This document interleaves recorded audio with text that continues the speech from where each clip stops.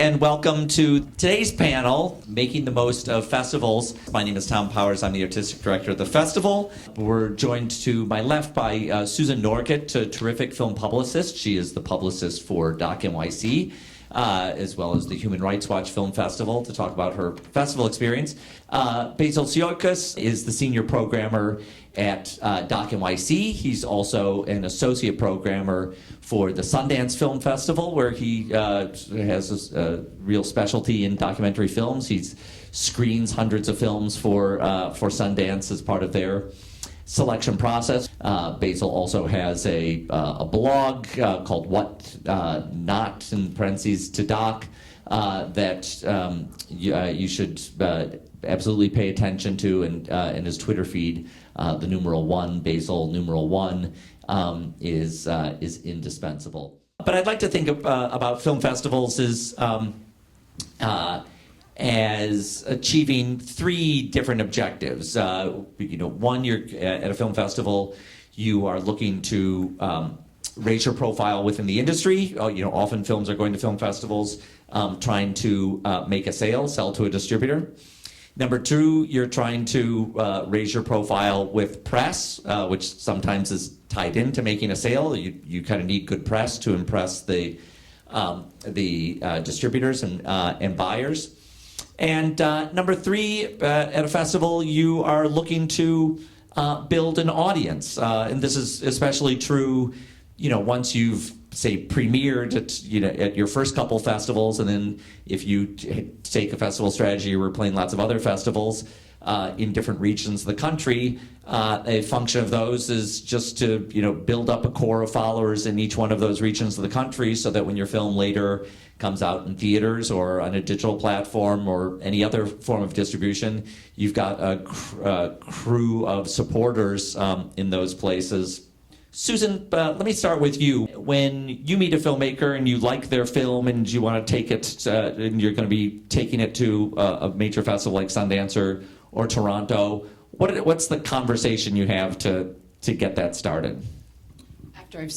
You can hear me? Assuming you've watched the film, and like with Cutie and the Boxer last year, you took that on for your Sundance slate.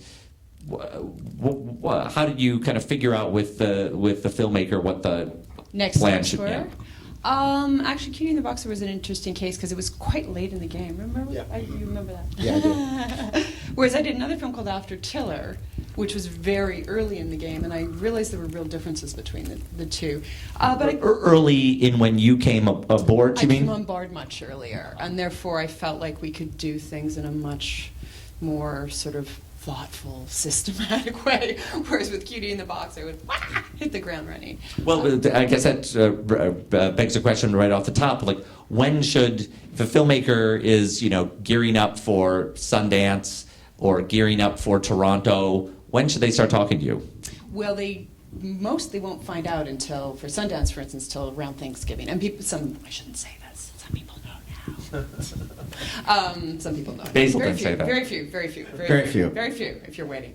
And some people just had a good hunch. So they started the conversation fairly early. Let's just look at Thanksgiving, and Sundance is January, mid-January, so that's about 6 weeks. So about 6 weeks is fine. Earlier is great. Most people don't have the budget for earlier. But I guess the first order of business is, at least from my side, it also depends on whether you have a sales agent. Sometimes I'm the only one.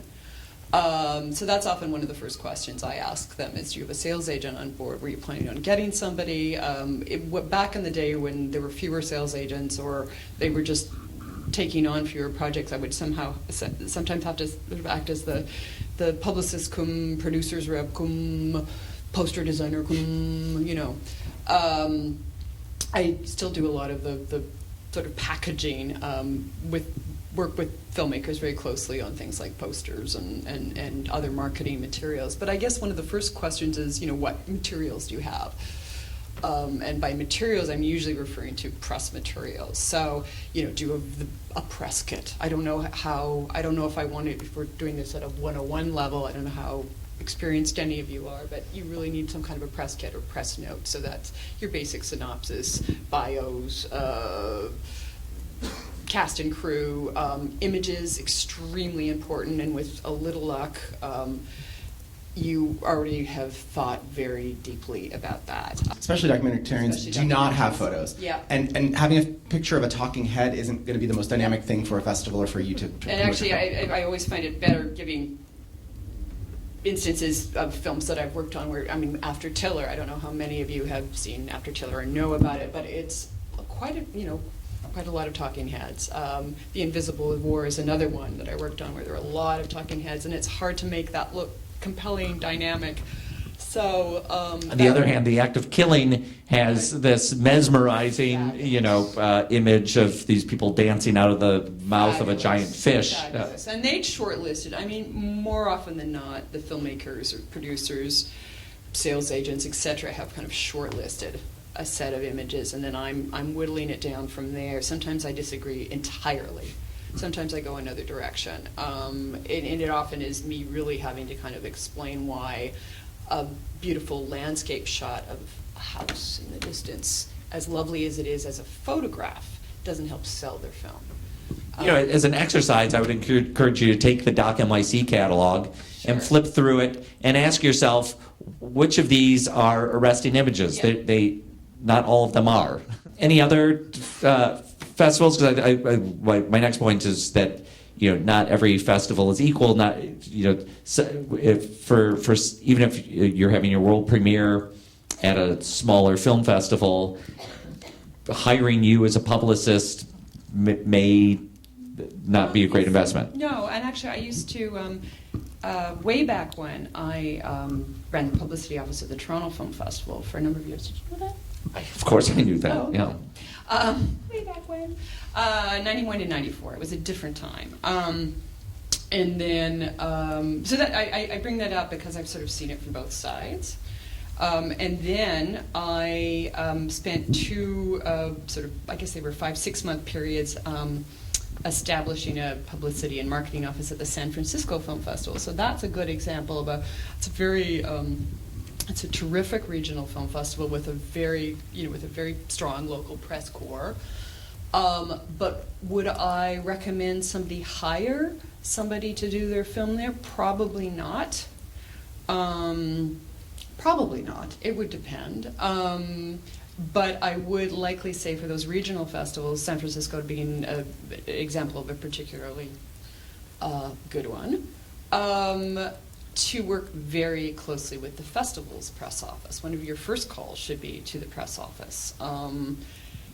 And make sure that they have what they need. Send them your film early so you can engender some support from within. People who work in press office will say, oh, they're all equal and da-da-da. But if you're, if they really like your film, they'll do some special things for you. And also just be really nice. I can't tell you how much that means. Just being really nice and decent to people and appreciating what they do for you. Ask a lot of questions. Don't be a nudge. Find out, if they can provide you with the press list, if that's something that they do. And actually, if I could expand, the nice thing goes a long way with everyone at the festival. Within a festival context, there are, dozens, maybe more than 100 films, and for everyone in the film festival, they have to, make different decisions. Like they have a conversation with a journalist. What film should I see? They have a conversation with an industry person. They have to make a decision about, what photograph is going to go on top of an email blast, or what's going to get tweeted about. And if you have to make a decision between there's 10 films and like 2 filmmakers have been absolute dicks to you, then you're probably not. They're not going to be the ones. I mean, it seems so basic, and yet. So Basil, we'll come back to talking more about the press side of it, but I'd like to draw upon your experience from the industry side of it. In the coming weeks, you'll probably be talking to a bunch of filmmakers who are headed to Sundance. What's some of the basic pointers you give them, assuming that it's a filmmaker who now needs to sell their film? Right. I think it's this is essential, and it sounds absolutely ridiculous to say, but read all the emails that get sent to you by the festival. Be very thorough about following the directions that you're being given. I mean, if you are sort of being really sloppy about not paying attention to what you're being told, you're going to miss out on opportunities, and you're going to have a lot of your questions are already questions that everybody else has, and so the festival, usually, whether it's Sundance or Toronto or whatever, they try to address those in advance so that they're not spending 9 million years repeating the same information over and over again. So just be very, very diligent about making sure that you're following directions, essentially. I